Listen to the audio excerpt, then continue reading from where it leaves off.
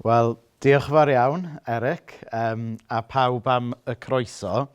Mae o'n, dwi'n ddigon cyfforddus yn eich plith chi. Dwi'n gweld wynebau cyfarwydd o sawl cylch gwahanol wedi dod yma bore yma.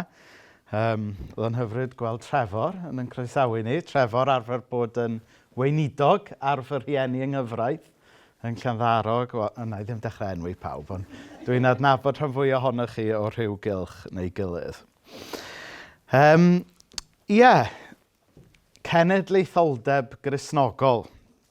A hynny ddeuddydd cyn etholiad cyffredinol. Dwi'm yn gwybod os oedd hynna'n fwriadol neu ddim. Oedd o'n sicr, o'n i ddim yn ymwybodol o hynny pan nes i dderbyn y gwahoddiad yn wreiddiol, ond mae o'n amserol, dydy, bod ni'n edrych ar y pwnc yma heddiw neu wythnos yma. Nawr, mae gennau ddau ran i'r sgwrs bore yma. Mae y sgwrs gyntaf yma yn benodol ar Cenedlaetholdeb Gristnogol, a wedyn yn yr ail sesiwn, dwi wedi rhoi fel teitl Ffydd ac argyfwng Cenedl 2026. Felly, mae'r neges gyntaf yma gobeithio'n neges ofalus, ond falle gawn ni fod yn fwy rhydd yn yr ail sesiwn i geisio dweud pethau am y sefyllfa da ni ynddi heddiw ac yn benodol wythnos yma. Felly, da ni am gychwyn drwy fynd yn y peiriant amser.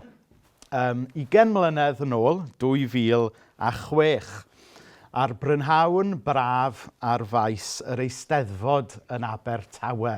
Pwy sy'n cofio'r Eisteddfod yna? Oedd hi'n Eisteddfod lychlyd iawn. Oedd hi ar rhyw hen safle diwydiannol.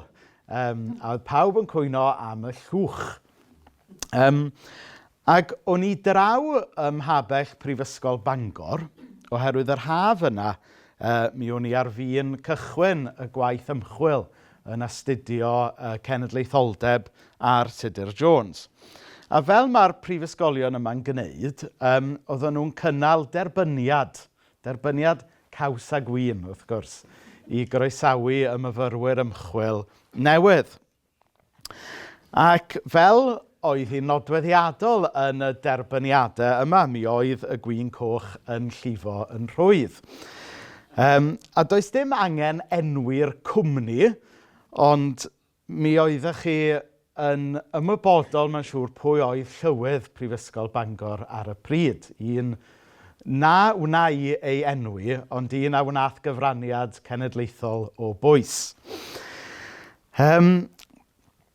Oedd o'n gwmniwr da, newn ni roed y peth felly. Ac dyma nhw'n cyhoeddi ar y llwyfan bach ma yn y babell beth oedd testyn yn Rheithawd ymchwil i am fod Cenedlaetholdeb Gristnogol ar Tudur Jones. A dyma, o'n i'n ista wrth ymyl un o uwch reolwyr y brifysgol a gaiff aros yn anhysbys eto. A dyma hi yn troi ata i a dweud, cofiwch ar ôl chydig o win coch a digon o gaws. Rhys, pam arwyneb deiar wyt ti wedi dewis astudio pwnc mor amherthnasol yn yr 11th ganrif ar 20? A cofiwch oedd hyn 20 mlynedd yn ôl. Ac ar y pryd, mi oedd o yn her deg i roed i mi. Mi oedd o yn cael ei weld ar y pryd 20 mlynedd yn ôl fel pwnc hanesyddol. Fel pwnc chydig yn amherthnasol o bosib. Ac oedd o'n sicr ddim y math o anogaeth oedd myfyriwr ymchwil ifanc yn disgwyl gan un o uwchreolwyr y brifysgol. Ond be bynnag am hynny. Dyma ni eleni 20 mlynedd yn ddiweddarach. Mae'r hen bwnc amherthnasol yna sydyn reit yn bwnc perthnasol unwaith eto. Mae'r sôn am Cenedlaetholdeb Gristnogol, neu o leiaf Christian nationalism, yn bwnc sydd yn ôl mewn sôn eto. Mae e'n bwnc llosg ymhlith eglwysu trwy y gorllewin. Mae cenedlaetholdeb grefyddol, boed hwnnw yn genedlaetholdeb eithafol Moslemaidd neu cenedlaetholdeb eithafol Hindwaidd yn yr India hyd yn oed, yn bynciau llosg unwaith eto. Ar unol daleithio, wel, ddwn i at hynna mewn munud rhian.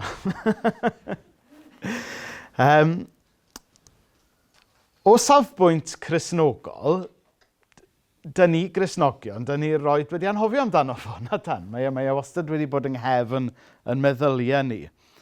Ond yn y blynyddoedd diwethaf, mae wedi dod yn ôl eto i'r prif ffrwd. A fel o'n i'n dweud, nid cenedlaetholdeb Gristnogol, traddodiad, Lewis Valentine, Gwynfor Evans, Tudur Jones ac yn y blaen, ond yn hytrach Christian nationalism. A maen nhw'n dweud yn dydy fod geiriau yn golygu pethau gwahanol mewn ieithoedd gwahanol. Achos pan da ni, Gymru Cymraeg o leiaf, yn clywed cenedlaetholdeb Gristnogol, wel, sydyn reit, da ni'n meddwl am heddychwyr yn dydan. Da ni'n meddwl am Gwynfor Evans a Pennar Davies a rhyw bobl felly. Ond pan da chi'n clywed y cyfieithiad llythrennol Christian nationalism, sydyn reit, da chi gyd wedi'ch brawychu yn dydach. A mae hwnna'n enghraifft dda o sut mae term yn gallu golygu rhywbeth gwahanol iawn mewn ieithoedd gwahanol a mewn cyd-destynau diwylliannol gwahanol. Maen nhw'n ddau eideoleg, cenedlaetholdeb Gristnogol a Christian nationalism, sy'n defnyddio llawer o'r un iaith, llawer o'r un rhethreg, ond fel y gwelwn ni bore yma gobeithio, yn bethau sydd yn tarddu o lefydd ac o ddiwinyddiaeth hollol wahanol. Nawr, mae'r ffenomenon gyfoes yma, Christian nationalism, wedi bod yn mydferwi yn yr Unol Daleithiau ers twf y religious right yn yr 1980au. Ond wrth gwrs, fe gyrhaeddodd ei ben llanw yn y briodas anghymarus yma rhwng plaid weriniaethol Donald Trump, sydd wrth gwrs yn wahanol i'r blaid weriniaethol hanesyddol, ac elfennau o'r traddodiad Efengylaidd yn America. A mae'n bwysig mod i fel rhywun o'r traddodiad Efengylaidd fy hun yn dweud elfennau o'r traddodiad Efengylaidd. Yn arbennig felly'r traddodiad Efengylaidd gwyn, tasach chi'n torri'r peth lawr, byddwch chi'n gweld bod eglwysio'r traddodiad Efengylaidd du ddim fel hyn o gwbl. Mae'n broblem benodol ymhlith yr eglwys wyn yn America. A fe ddath yw ben llanw pan gath Donald Trump i ethol am y tro cyntaf, a mae wedi parhau ar garlam ers hynny. A da ni wedi gweld yn dydan luniau ar y teledu lle mae yna arweinwyr eglwysig wedi bod yn arddodi dwylo ar Trump yn y tŷ gwyn ac yn ceisio gwneud rhyw fath o seremoni o eneinio Trump ac awdurdod ysbrydol ac yn y blaen. Ond mae'n ffenomenon sydd yn dechrau ennill tir yma ym Mhrydain a hyd yn oed yng Nghymru hefyd. Rai misoedd yn ôl, falle bod chi wedi gweld bod un o arweinyddion yr alt-right yn Lloegr, Tommy Robinson, wedi bod yn cynnal ralïau a gwedd osgo Gristnogol iddyn nhw yn Llundain. Wedi trefnu pethau fel be chi'n galw, gwasanaeth carolau, cenedlaetholgar. Mae'r peth yn syndio'n bron yn ddoniol yn dydy, tasa fe ddim mor sinister a hynny. A ddawn ni mlaen mewn munud i edrych ar y broblem benodol yng Nghymru. So, be dwi am drio wneud yn y sesiwn gyntaf yma, ydy rhannu rhywfaint o'm hererindod bersonol i, mewn perthynas â'r pwnc yma, amlinellu rhai o egwyddorion hanesyddol Cenedlaetholdeb Gristnogol Gymreig, dangos wedyn sut mae Christian nationalism yn wahanol i hynna, ac yn olaf tynnu rhai casgliadau ar gyfer yn paratoi ni'r ail sesiwn. Felly beth am fy stori bersonol i? Wel, ges i fy magu fel, brom, dim rhaid mi ddeud, mae Eric di wneud job da iawn yn adrodd yn hanes i yn parod, diolch. Ond ges i fy magu ar aelwyd Gristnogol, oedd hefyd yn aelwyd genedlaetholgar. Ond mewn ffordd jyst naturiol, chi'n gwybod? Oedd o'n ddau beth oedd yn dod yn gwbl naturiol gyda'i gilydd, a mae'n siŵr mai dyna brofiad sawl un ohonoch chi. Mi oedd mynd i'r capel ddydd Sul, teirgwaith y Sul, achos oedd yr ysgol Sul dal yn y pnawn bryd hynny, a mynd i'r capel yn y bore a'r nos. Mynd i clwb hwyl hwyr wedyn nos lun oedd hi, ynde, ar ôl ysgol, os dwi'n cofio yn iawn. A clwb ieuenctid hefyd gyda wncl Keith, rai ohonoch chi'n cofio Keith Lewis, ar nos Sadwrn. Nawr dim ond anhygoel yr aberth oedd wncl Keith chwarae teg yn roed. Cynnal clwb ieuenctid ar nos Sadwrn. Dwi ddau ddim byd ar nos Sadwrn, ond dyna ni.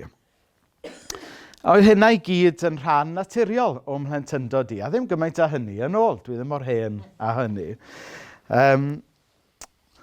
Ond hefyd, yr un mor naturiol, dwi'n cofio adeg etholiad, mynd o gwmpas y pentre, Comins Coch ar gyrion Aberystwyth, gyda'n had yn dosbarthu taflenni Plaid Cymru. Yr etholiad cyntaf dwi'n cofio oedd pan ddaru Cynnog Dafis ennill yn 92, chydig yn annisgwyl ar y pryd. Mi oeddwn ni'n 7 oed ar y pryd, sef oedran yn nedw bach ni. Felly dwi'n rhyw obeithio bydd wythnos yma'n gofiadwy am y rhesymau iawn iddo fo. Ac oedd y ddau weithgaredd yma jyst yn naturiol. Oedden nhw ddim yn rhywbeth o'n i'n meddwl amdano. Oedden nhw jyst yn rhan o'n gwead, rhan o'n diwylliant ni. Yn ddau beth oedd yn isten naturiol gyda'i gilydd.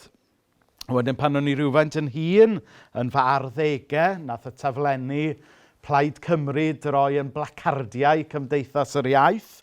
Ac o'n i'n mynd i'r brifysgol gyda un amcan yn unig, sef cael fy arestio fel rhan o'n gyrchoedd. Ac ymerodd i 5 diwrnod. Erbyn dydd Sadwrn olaf wythnos y glas, o'n i wedi cael fy arestio mewn protest yn McDonald's o bob man. Oedd gan, o'r holl ymgyrchoedd pwysig mae'r iaith Gymraeg, does neb yn cofio'r ymgyrch yn erbyn McDonald's, na. Lle nes i'r aberth mwyaf a blocio y drive-thru yn McDonald's Aberystwyth, achos bod chi methu prynu Big Mac yn Gymraeg wir. Ond dyna ni am hynny. A dwi'n cofio, hyd yn oed pan o'n i oedran y brifysgol, oedd y ddau beth mewn Nghrisnogaeth i, anghenedlaetholdeb i, yn ddau beth oedd yn eistedd ddigon cyfforddus gyda'i gilydd. Oedden nhw'n ddau beth o'n i wedi derbyn yn ddigwestiwn mewn gwirionedd hyd y pwynt yna. Ond dwi'n cofio fe yn y brifysgol dyma fi'n cyfarfod, a eisiau ddim yn bell i'r brifysgol gyda llaw, eisiau 4 milltir lawr y ffordd. Ac dwi'n cofio yn y brifysgol, cyfarfod mewn gwirionedd, bron a bod am y tro cyntaf ges i fagwraeth warchodol iawn, mae'n siŵr. Nes i gyfarfod Cristnogion oedd ddim yn genedlaetholwyr, a cenedlaetholwyr oedd yn elyniaethus i'r Ffydd. A chyfod, yn hogyn 19 oed, oedd wedi cael y fagwraeth Gristnogol a genedlaetholgar yma, oedd hyn yn dipyn o sioc i fi. A dwi'n cofio rhai o'n ffrindiau o Gymdeithas yr Iaith yn reit ddilornus o'r ffydd, ond ar y llaw arall, rhai o'r Cristnogion yn arbennig o'r cylchoedd fwy ceidwadol Efengylaidd yn eitha gwrthwynebus i'n ymwneud efo Cymdeithas yr Iaith.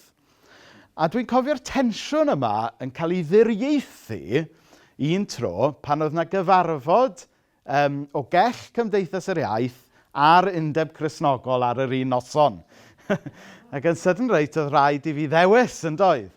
Ac wrth gwrs, y gam mod i yn ddoeth fel Solomon, dyma fi'n penderfynu mynd bob yn ail wythnos. A cadw pawb yn hapus. Ond fe ddywedwyd wrthai ar y pryd, gan rai, bod rai mi ddewis. A o'n i'n rhan o griw Duw neu o'n i'n nasi. A falle bod rhai o'ch chi wedi cael y math yna o sgyrsiau sy'n ymddangos yn ddiystyr rhywsut, fel bod rhaid i ni ddewis rhywsut rhwng yn hunaniaeth ni fel Cristnogion a'n hunaniaeth genedlaethol ni. Wel, na, does dim rhaid dewis. Mae Duw wedi'n creu ni'n bobl cyfan yn dydy. A mae Duw wedi rhoi yn ffydd i ni mewn cyd-destun diwylliannol penodol. Nawr, tua'r cyfnod yma, nes i gyfarfod rhywun sy'n gyfarwydd iawn i bob un ohonoch chi, mae'n siŵr, am y tro cyntaf, sef Arfon Jones.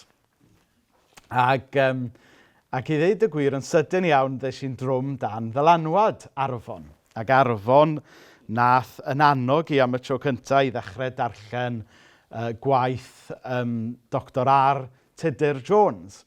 Ac yn rhyfedd iawn, fy magwraeth Gristnogol a genedlaetholgar, do'n i ddim wedi clywed llawer am Dr. Tudur Jones, oherwydd mae Gwyn yn gwybod, wedi magu yn y mudiad Efengylaidd ges i, ac wrth gwrs oedd yna ddoctor arall yn doedd, Dr. Martin, oedd pob dim yn y traddodiad yna, Dr. Martin Lloyd Jones. Felly, ar y pryd oedd Dr. Tudur Jones yn reit anghyfarwydd i mi.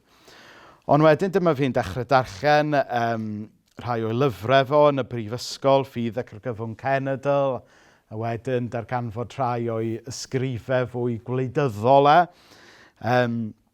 ffeindio yn syniadau ac yng ngwaith Dr. Tudur, fydolwg oedd yn helpu fi ddeall yn hun fel petai. Oedd o'n rhyw fath o hunan ddarganfyddiad mewn gwirionedd. Ac mod i wedi cael y fraint o wneud doethuriaeth mewn i'r pwnc yma, a bod yn hollol onest gyda chi, hobi a ddallan o reolaeth oedd o, yn fwy na ymchwil academaidd. Rhyw fath o 5 mlynedd yn trio ffeindio fi fy hun, fel maen nhw'n dweud. A drwy astudio y traddodiad Cristnogol Cymraeg mewn dyfnder, ac astudio traddodiad deallusol Cenedlaetholdeb Gymraeg mewn dyfnder, nid yn unig oedd yna dreithawd ymchwil yn ara deg yn dod at ei gilydd, ond oedd o'n ffordd i fi ddod i ddeall yn hun yn well. Mi oedd o'n ffordd i ddod i ddeall beth oedd y Gymru yma sydd wedi'n rheu i.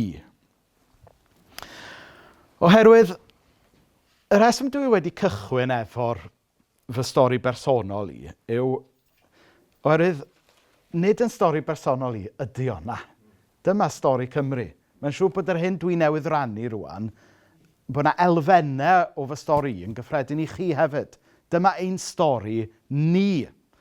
Da ni wedi cael yn siapio gan yn ffydd ydan, ond da ni wedi cael yn siapio mewn gan ffydd sydd wedi ffitio mewn i'r mold diwylliannol yma sydd wedi yn creu ni. Yn ei lyfr dylanwadol Dominion, mae'r hanesydd poblogaidd Tom Holland yn dadlau mae meddylfryd moesol y gorllewin modern bod e wedi cael ei siapio gan Gristnogaeth boed y person cyfoes yn ymwybodol o hynny neu beidio. Bod o fel, it's like the air we breathe, mae e'n dweud. Hynny yw, da ni gyd yn anadlu dydan, heb fod yn ymwybodol o'r air hynny. A hyd yn oed yn yr oes gyfoes seciwlar yma, da ni'n ffeindio'n hun ynddi, mae Tom Holland yn dadlau fod yn gwerthoedd craidd ni yn y gorllewin dal yn sylfaenol yn rai Cristnogol. A dwi'n meddwl yn sicr gallu dweud hynny am Gymru. Bod Cymru yn ystadegol ers yr cyfrifiad diwetha dan 50% yn ystyried ei hunain yn Gristnogion, a fel rhai sydd yn ymwneud â gwaith yr eglwysi, da ni'n ymwybodol bod y canran go iawn dipyn yn is na hynny eto, yn dydan. Ond eto, mae yna wirionedd yn be mae Tom Holland yn dweud, dwi'n meddwl, sef bod yna werthoedd diwylliannol cyffredinol wedi i cario drosodd o'n stori hir hanesyddol ni fel cenedl sydd wedi siapio gan Gristnogaeth. Yn yr un modd, dwi'n meddwl y gellu dadlau fod traddodiad Plaid Cymru. Ddegawdau wedi i anghydffurfwyr blaenllaw fel Gwynfor Evans a Tudur Jones gamio'r chwyfan. Mae modd dadlau yn ei hanfod fod Plaid Cymru heddiw yn gynnyrch y Gymru anghydffurfiol. Ac yn wir, a mae hyn yn ddweud mawr falle, ond dyna ni ymhlith ffrindiau. Tasau Rhyn ap Iorwerth yn dod yn brif weinidog ddydd Iau, neu ddydd Gwener yn hytrach. Gellu dadlau mai dyna fydde pen llanw prosiect gwleidyddol anghydffurfiaeth, dim ond bod wedi digwydd 20 mlynedd yn rhy hwyr i bobl weld y peth felly. Chi'n deall beth sydd gyda fi? Hynny yw, tasau, mae datganoli, mae cyflwr gwleidyddol Cymru heddiw, bod Cymru yn wlad anghydffurfiol ar y cyfan, mae wedi cael ei greu gennym ni, anghydffurfwyr. Ni sydd wedi creu y Gymru sydd ohoni nawr. Allwn ni ddim anwybyddu'r dylanwad yna. Nawr, pan da ni yn ystyried cenedlaetholdeb Gristnogol, y peth cyntaf i ddweud yw mae'n bwysig peidio derbyn unrhyw fath o genedlaetholdeb yn anfeirniadol o safbwynt Gristnogol. Yn dibynnu ar ei natur, mae modd gwrthod neu derbyn cenedlaetholdeb yn ofalus. Oherwydd, fel mae athronwyr yn dweud, mae cenedlaetholdeb yn be maen nhw'n galw yn eideoleg wag. Oedd gennau ddyfyniad ar y sgrin i chi, ond sgennau ni'n sgrin yma. Ond mae theoriwyr gwleidyddol yn dweud bod cenedlaetholdeb yn un o'r eideolegau gwag yma, sef bod e'n eideoleg le mae rhaid i chi impio eideolegau eraill ato fe mwyn iddo fe wneud synwyr deallusol ac ymarferol. Felly, mae jyst dweud eich bod chi'n genedlaetholwr braidd yn ddiystyr. Does dim ystyr yn hwnna. Ti hwnt i bod chi'n licio daffodils a chwifio baner. A does dim byd yn bod ar licio daffodils a chwifio baner. Ond eto pan mae'n dod at ddatblygu rhaglen wleidyddol a siapio cymdeithas ac yn y blaen, mae jyst deud eich bod chi'n genedlaetholwr braidd yn ddiystyr. Mae angen i ni ofyn, wel, pa fath o genedlaetholwr ydych chi? Beth ydy'r syniadau a'r eideolegau eraill ydych chi'n impio at y genedlaetholdeb? Felly oherwydd hynny, allwn ni fel Cristnogion ddim dweud bod cenedlaetholdeb yn iawn neu'n anghywir, cyn craffu pa fath o genedlaetholdeb da ni ynglyn â fo.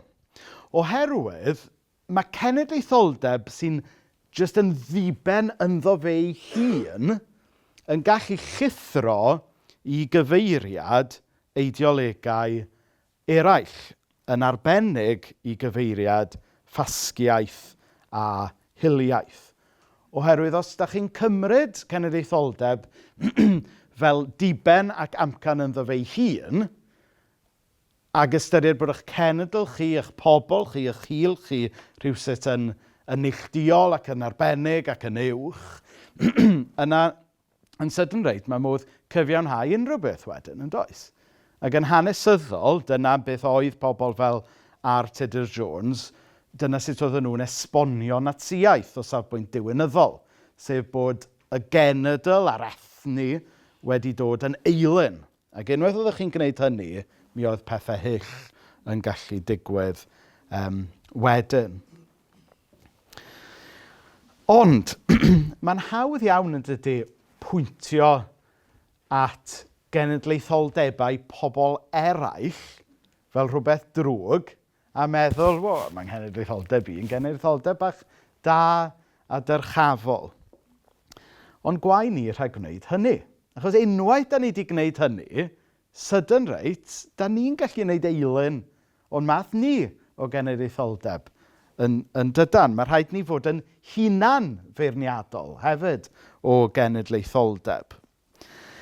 Ac i ddeud y gwir, dwi am fynd mor bell a deud bod yn math anghydffurfiol saff heddychlon ni o genedlaetholdeb, mae bron a bod yn haws i hwnnw fod yn eilyn, achos bod o mor ciwt. Chi'n deall beth sydd gyda fi? Pan ydych chi'n gweld cenedlaetholdeb milwrol, ymerodraethol, mae'n hawdd adnabod hwnnw fel eilyn, ond dyw e ddim mor hawdd adnabod eilyn addoliaeth mewn canu pedwar llais a daffodils. Chi'n deall beth sydd gennau? Oherwydd, un ffordd o ddiffinio eilyn addoliaeth, wrth gwrs, ydy, fel maen nhw'n deud yn Saesneg, when you let a good thing become a god thing, ynddo fe? A does dim byd y bod ar yn math fwy heddychlon ni o genedlaetholdeb, cyhyd a bod ni'n ymwybodol bod modd i hyd yn oed hwnna gymryd lle Iesu ei hun yn bydolwg gan meddylfryd ni. Yn hanesyddol, beth bynnag, mae cenedlaetholdeb Gymreig, traddodiad Gwynfor o Dr Tudur, wedi hyrwyddo a dathlu diwylliannau lleiafrifol. Maen nhw wedi gweld cenedlaetholdeb fel gwas i wireddu rhaglen wleidyddol fydd yn hwyluso cyfiawnder cymdeithasol. A mae'r math yna o genedlaetholdeb yn hanesyddol beth bynnag mae Cristnogion yng Nghymru ddim yn unig wedi goddef y math yna o genedlaetholdeb, ond yn wir wedi hyrwyddo fe. A wedi hyrwyddo fe oherwydd bod nhw yn ei weld fel ffordd o warchod a meithrin y math o ddynoliaeth a cymdeithas sy'n cael ei gyflwyno i ni yn arbennig yn y Testament Newydd. Nawr, na i roi un enghraifft gyfoes i chi o lle mae'r math yma o ymrafael wedi digwydd ac o'i wneud yn iawn yn bwysig a'i wneud yn anghywir yn gallu rhwygo mudiadau. Bydd llawer rhai ohonych chi mwy na'ch gilydd wedi bod yn dilyn datblygiad y twf mudiad Yes Cymru dros y 10 mlynedd dwytha. Ac mae'n deg i ddeud fod yna ddadleuon mewnol wedi bodoli yn y mudiad hwnnw. Rhai ohonyn nhw oherwydd pobl, mae'n mynd fod yn falus, chymau hwn yn cael ei ffilmio yn dydy, ond rhai ohonyn nhw oherwydd rhai unigolion oedd mewn gwirionedd yn eliniaethus i amcan y mudiad a bod nhw wedi dod mewn a creu llanast. Ond elfen hefyd oedd rhyw gwestiwn ynglyn a oedd o'n iawn i ymgyrchu am annibyniaeth a talnog llawn, neu wrth ymgyrchu am annibyniaeth a oedd angen diffinio pa fath o Gymru annibynnol oedden ni'n ymgyrchu amdani, hynny yw. A mi oedd rhai pobl ac yn ddigon dealladwy yn dadlau, wel, da ni ddim am gael sgwrs rwan ynglyn â pa fath o Gymru fydd y Gymru annibynnol. Mae eisiau ni gadw undod a jyst brwydro am annibyniaeth. A gawn ni'r sgyrsiau sut fath o Gymru annibynnol maes o law. Lle oedd na rai pobl yn dadlau, wel na, mae rhaid ni gael sgwrs rwan ynglyn â pa fath o Gymru da ni isio, oherwydd bod hwnna'n ran greiddiol o pam yn bod ni'n dadlau am annibyniaeth i ddechrau. Chi'n deall beth sydd gyda fi fan hyn? Ac yn y bôn, beth oedd tu ôl yr dadlau yna? Fel ni'n dweud, oedd lot ohono fe jyst oherwydd clash of personalities. Ond mi oedd yna, o safbwynt Cristnogol a diwynyddol, dwi'n meddwl oedd yna sail athronyddol gref i ofyn y cwestiynau yma. Oherwydd fel o'n i yn dweud yn gynt, mae cenedlaetholdeb yn eideoleg wag. Mae e'n ddiystyr tan bod ni'n diffinio pa fath o genedlaetholdeb da ni'n siarad amdano. A pa fath o Gymru da ni eisiau i chreu gyda y symudiadau cenedlaethol yma. Nawr, dyna rhywfaint ynglyn â'n traddodiad ni. Ond beth felly am ddatblygiad Christian nationalism? Nawr, mae'n bwysig i fi ddweud o'r dechrau mod i ddim wedi astudio hwn yn fanwl, ond mae yna astudiaethau academaidd da iawn wedi cyhoeddi yn y blynyddoedd diwetha. Mae yna lyfr The Church, the Far Right and the Claim to Christianity wedi olygu gan Helen Peter, sef, mae'n fedyddwraig, so mae hynna o'i fflaid hi. Mae hi ydi prifathro Coleg y Bedyddwyr yn Bryste, ond mae hi'n Gymraes di-Gymraeg o Gaerdydd yn wreiddiol, so mae'n deall tipyn am y cyd-destun Cymreig. So mae hi wedi wneud astudiaeth academaidd y fanwl am y datblygiadau yma. Felly, darllenwch i llyfr hi fwy na trystio ngeiriau i. Ond dwi am fentro cynnig rhai sylwadau. A mae'r sylwadau yma yn codi fwy o'n waith bugeiliol i. Yn bugeilio mewn cyd-destun Cymreig a Chymraeg, ond hefyd cyd-destun cymuned dlawd. Cymuned lle mae yna ddiffyg gobaith ac yn y blaen. Nawr, un o'r pethau da ni'n ei wynebu ar hyn o bryd yw, da ni'n byw mewn oes yn y 10 mlynedd diwetha, lle mae yna fath beth a gwirioneddau amgen, alternative truths, yn arbennig ar-lein. I ni'n byw mewn cyd-destun lle mae llawer o conspiracy theories, lle mae poblyddiaeth, populism, yn chwarae ar ofnau pobl. Da ni'n profi lot o be maen nhw'n ei alw'n echo chambers, lle mae pobl yn clywed y lleisiau maen nhw eisoes yn gwrando arno, a ddim yn dod ar draws lleisiau newydd. Nawr, unrhyw un sydd ar Facebook, byddwch chi'n ymwybodol iawn bod hyn yn wir, achos ges i brofiad rai misoedd yn ôl, ges i aelod yn un o'n eglwysi yn dod fyny ata i a dweud, dyma i gyd, mae pobl yn siarad amdano ar Facebook, dyma'r aelod yn dweud. Ac oedd yr pwnc penodol oedd dan sylw, o'n i'm wedi gweld neb yn siarad amdano fo. Ond eto, oedd Facebook y person yma yn llawn ohono fo. So oedd yn dangos i fi bod yr aelod yma a fi, bod y ddau ohono ni mewn echo chambers, ond mewn rhai gwahanol, ynde? Ac hefyd, mae'n diddordebau ni, weithiau'n diddordebau nis ni, yn cael ei bwydo gan yr algoritmau yma ar y we. Ac un enghraifft ysgafn i chi. Rai misoedd yn ôl eisiau Lundain, a pob tro fyddai'n mynd i Lundain, fyddai'n cael pothell ar fy nhroed. Dwi gerdded y bobman arall, fyddai wastad yn cael blister ar fy nhroed. A chythau, wel, na ni, beth ydi o am strydoedd Llundain? So ar ôl mynd adre, dyma googlo am rhyw sanau arbennig i helpu mi wella. Dyna ges i am wythnosau wedyn ar Facebook, oedd rhyw sanau i hen bobl a rhyw gynnig clinic treatments at yn rhaid ac yn y blaen. Ac ond tybod, ond meddyliwch am y peth, taswn ni wedi chwilio am rhywbeth fwy sinister o bosib, dyna gyd fyswn ni wedi cael ymwydo wedyn am y diwrnodau falle wythnosau yn dilyn. Da ni'n byw mewn oes, fel o'n i'n dweud, lle mae pobl yn credu ffeithiau amgen. Lle mae pobl yn dewis credu'r hyn sy'n gwneud iddyn nhw deimlo'n well, p'un ydy hynna'n wir neu beidio. Ac eto, dwi wedi cael profiad bugeiliol o hyn. Dwi wedi cael aelod yn deud wrthai, yn hollol blaen, dwi'n gwybod fod hyn ddim yn wir, ond mae'n neud i fi deimlo'n well. Yn rhyfeddol, dydy, a da ni'n byw mewn oes lle mae hynna'n dderbyniol. Mae yna syniadau oedd yn cael ei ystyried yn syniadau oedd ar yr ymylon, bellach yn cael ei derbyn yn y prif ffrwd, a hynny oherwydd bod yna wleidyddion amlwg ar y BBC yn aml yn rhannu yr syniadau yma hefyd.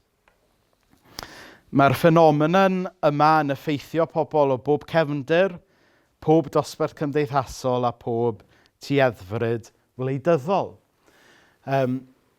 Mae ngwaith ymchwil i'n benodol wedi edrych ar y dde eithafol, ond mae'r chwith eithafol yn broblem hefyd, a mae'r ffenomenon yma'n wir hefyd.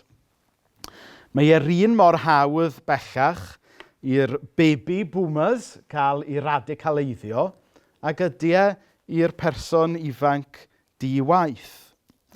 Mae wedi dod yn gymdeithasol dderbyniol i wadu consensws gwyddonol am rhai pethau, i ledaenu honiadau am bobl o gefndiroedd ethnic eraill mewn ffordd byddai'n gwbl anerbyniol rai blynyddoedd yn ôl. A mae'r ffenomenon yma i weld ar draws y gorllewin. Yn yr Unol Daleithiau falle'n fwyaf amlwg, ond yma hefyd ym Mhrydain ac yng Nghymru. A'r hyn sy'n peri pryder arbennig i fi fel Cristion yw bod syniadau y dde eithafol yn defnyddio iaith, delweddau a rhethreg Gristnogol i hyrwyddo'r naratif yma. A ddim jyst bod nhw'n gwneud hynny, ond wedyn pan mae arweinwyr Cristnogol yn cynnig beirniadaeth, mae'r arweinwyr Cristnogol yna, wrth gwrs, yn cael ei galw'n woke, wrth gwrs, dyna'r cyhuddiad. Da ni hefyd wedi gweld pobl yn dweud pan mae'r arweinwyr Cristnogol yn siarad yn erbyn hyn, mae pobl yn deud wrth nhw, mae eisiau chi sticio at faterion eglwysig. Ddim eisiau chi ymhel a gwleidyddiaeth. Ond fel, fi'n cofio pan o'n i'n neud fy ngwaith ymchwil, ges i'r fraint o fynd trwy rhai o bapurau personol Dr. Tudur yn Archifdy Bangor. Ac un o'r pethau mwyaf difyr ddys i'r draws oedd gohebiaeth rhwngddo fe a Cledwyn Hughes. Ac wrth gwrs, y ddau ohonyn nhw'n Gristnogion, ond wrth gwrs yn perthyn i liwiau gwleidyddol gwahanol. Ac oedd yn amlwg bod yr hen Cledwyn Hughes ddim yn hoff o feirniadaeth gyhoeddus Dr. Tudur ohono fe. Ac yn un o'r llythyrau, mae Cledwyn Hughes yn y bôn yn deud wrth Dr. Tudur bod eisiau fo gadw allan o wleidyddiaeth a sticio at ddysgu y myfyrwyr yn Bala Bangor a cadw at faterion eglwysig. A wedyn oedd ateb Dr. Tudur iddo fo yn deud rhywbeth fel bod o'n cytuno'n wir y dylaf o gadw at faterion eglwysig. Ond fel arweinydd eglwysig, mae gynno fo mae'r hawl o ddiffinio beth sydd yn fater eglwysig. Ac os ydyn ni fel Cristnogion yn credu bod yn ffydd ni ysgwrs yn cymell ni i siarad am faterion gwleidyddol, wel mae gennym ni berffaith hawl i wneud yn does. Felly dyna'r cyd-destun, dyna'r gybolfa o syniadau a tueddiadau diwylliannol sydd wedi'n arwain ni i'r lle yma. A dwi wedi bathu term yn y misoedd diwetha. Dwi ddim yn derm cofiadwy, sori, ond dwi'n licio fo. Sef caethiwed epistemolegol. Iawn, dych chi wedi sgwennu hwn lawr Eryg? Dych chi eisiau fi sychafu fo? caethiwed epistemolegol. Sef bod yr holl syniad o sut pam bod rhywun yn credu be maen nhw'n ei credu, bod yr holl syniad wedi ei gipio, wedi ei blygu allan o siap. Ac felly bod pobl bellach ddim yn gallu gwneud synwyr o be sydd yn iawn a be sydd ddim. Be sy'n ddionus, be sy'n ddrygionus, be sydd yn ddyrchafol a be sy'n adweithiol. Mae'r holl ffram sydd gan bobl i wneud synwyr o'r cwestiwn yma wedi blygu allan o siap gan yr holl bethau dwi'n newydd sôn amdano, echo chambers, yr syniadau eithafol a'r taflu labeli yma o gwmpas.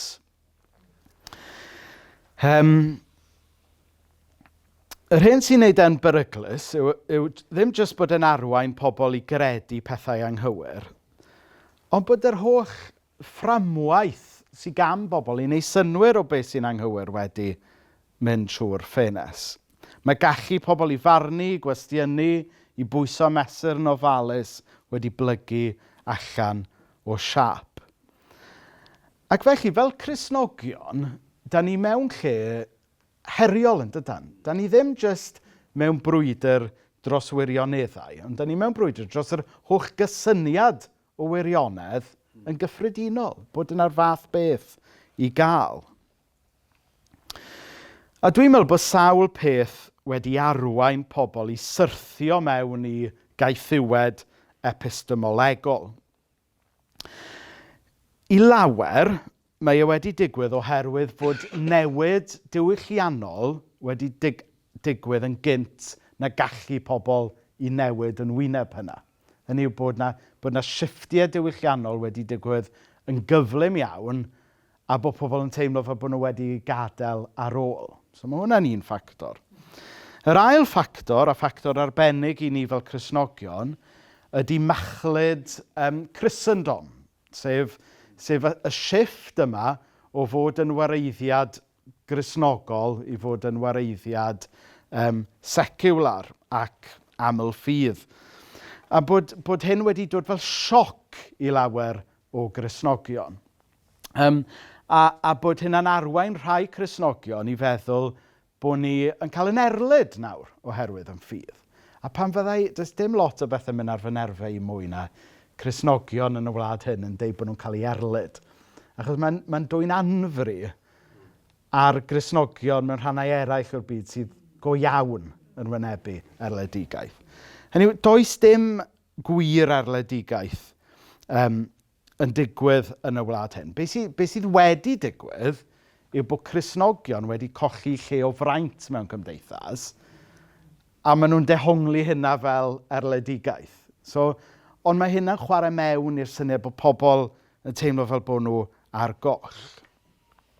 A wedyn ffactor arall, wrth gwrs, ydy'r argyfwng economaidd parhaus sydd wedi bod yn y wlad ers o leiaf 2008. Hynny yw, breuddwyd cyfalafol y gorllewin oedd, os newch chi gael addysg dda, os newch chi weithio'n galed, fe gewch chi brynu tŷ a byw y bywyd da. Dyna oedd y freuddwyd a werthwyd. Ac ar y cyfan, fe ddelifrodd y freuddwyd yna i genhedlaeth neu ddau yn hun na'n genhedlaeth un. Dwi'n mentro deud yna o flaen cenhedlaeth sy'n hun na fi heddiw. Ond ar y cyfan yn ystadegol, mae'r baby boomers, mae'r freuddwyd yna wedi gweithio yn gyffredinol gyda rhai eithriadau yna. Gobeithio mod i ddim wedi pechu neb. Ond i fy nghenhedlaeth i a iau, dydy'r freuddwyd ddim wedi delifro. Mae pobl wedi cael addysg dda, wedi gweithio'n galed, ond dydy hynna ddim yn golygu bod nhw wedi gallu prynu tŷ. A dydy'r freuddwyd faterol gyfoes ddim wedi delifro. O'n i'n darllen yn y Times rai wythnosau nhw bod na 700,000 o raddedigion allan o waith ym Mhrydain ar hyn o bryd. 700,000 o raddedigion allan o waith ym Mhrydain. Felly mae'r ansicrwydd diwylliannol, ysbrydol, economaidd yma yn creu rhyw fath o argyfwng hunaniaeth y meddwl pobl. A mae'r argyfwng yma yn dir ffrwythlon wedyn ar gyfer yr caethiwed epistemolegol. I bobl cael eu cipio gan ryw syniadau amgen neu thafol sy'n cynnig rhywbeth tu hwnt. A drwy hanes mae hyn wedi digwydd. Pan mae diwylliannau mynd trwy gyfnodau o newid cyflym a radical, mae e'n gadael pobl yn teimlo fel bod nhw ar goll, a pan maen nhw ar goll, maen nhw'n cael eu denu, nid gan y lleisiau mwyaf doeth, ond gan y lleisiau mwyaf croch. Ac yng ngoleuni hyn, dwi'n meddwl, y gellid ceisio gwneud synwyr o Christian nationalism. Mewn ffordd, ymateb neu symptom i wacder ystyr ydy Christian nationalism. Bwlch, rhywbeth sy'n trio llenwi'r bwlch o rhywbeth mae pobl yn teimlo sydd wedi mynd ar goll. Felly, i ddod â'r sesiwn gyntaf yma i ben, lle mae hyn yn gadael ni ar flwyddyn etholiad. Nawr, yn sicr, dylen ni fel Cristnogion ddim encilio o'r sgwrs gyhoeddus, nac ildio ein dychymyg gwleidyddol i leisiau sy'n gweiddi'n uwch na ni. Mae'r traddodiad Cymreig o Cenedlaetholdeb Gristnogol ar ei orau yn yn atgoffa ni na ddylai'r eglwys byth fod yn was i rym gwleidyddol. Ond yn hytrach, dylai'r eglwys wastad fod yn lais proffwydol, yn herio ac yn y blaen. Mae'n traddodiad ni o Genedlaetholdeb Gristnogol Cymreig yn atgoffa ni, bod y genedl yn bwysig yn rhan o drefn Duw, dylai'r genedl byth fod yn rhywbeth absolute. Mae'n teyrngarwch pennaf ni wastad i Grist, a mae popeth arall i'w ddal yn ysgafn dan hynny. Mae'n bwysig wrth i ni ymateb i Christian nationalism, dwi'n meddwl i fod yn glir iawn, yn beirniadu, yn dadberfeddu arweinwyr y mudiad yma. Ond pan mae'n dod i'r bobl cyffredin sy'n cael ei denu tuag at hyn, dwi'n meddwl fel arweinwyr Cristnogol, mae ymateb bugeiliol y dylen ni fod yn cael. Mae eisiau ni wrando ar stori pobl. Mae eisiau ni ddeall pam bod pobl yn teimlo ar goll. Pam bod pobl yn teimlo fel bod y system ddim yn gweithio iddyn nhw ar hyn o bryd. A dwi'n meddwl mae hwnna yn her, achos mae yna duedd gan arweinwyr eglwysig weithiau i fod yn nawddoglyd tuag at bobl sy'n cael ei denu at safbwyntiau gwleidyddol gwahanol i chi eich hun. Mae eisiau ni ddeall stori pawb. Ond yn ei hanfod, does dim o'i le ar genedlaetholdeb iach. Dwedodd Tudur Jones ar ddiwedd i lyfr The Desire of Nation. Our nationalism asks nothing for itself that it does not wish for others. A dyna yn ei hanfod ydy y traddodiad o genedlaetholdeb Gymreig. Mae yn seiliedig ar werthoedd Cristnogol, sydd yn galw am hawliau, sy'n galw am ryddid, ond ddim yn gofyn am ddim byd mwy na sy'n gan unrhyw un arall, na fydden ni'n dymuno i unrhyw un arall. Christian nationalism ar y llaw arall, mae hynna'n fath gwahanol o genedlaetholdeb. Math o genedlaetholdeb nid sydd yn gwasanaethu, ond math o genedlaetholdeb sydd eisiau lordio hi dros eraill. Ac felly, o'n safbwynt ti, mae yna wahaniaeth mawr rhwng y ddau. A mae yna un y gellid ei gefnogi, ond mae yna un y dylid ei gondemnio. Felly dyna ni. Diwedd.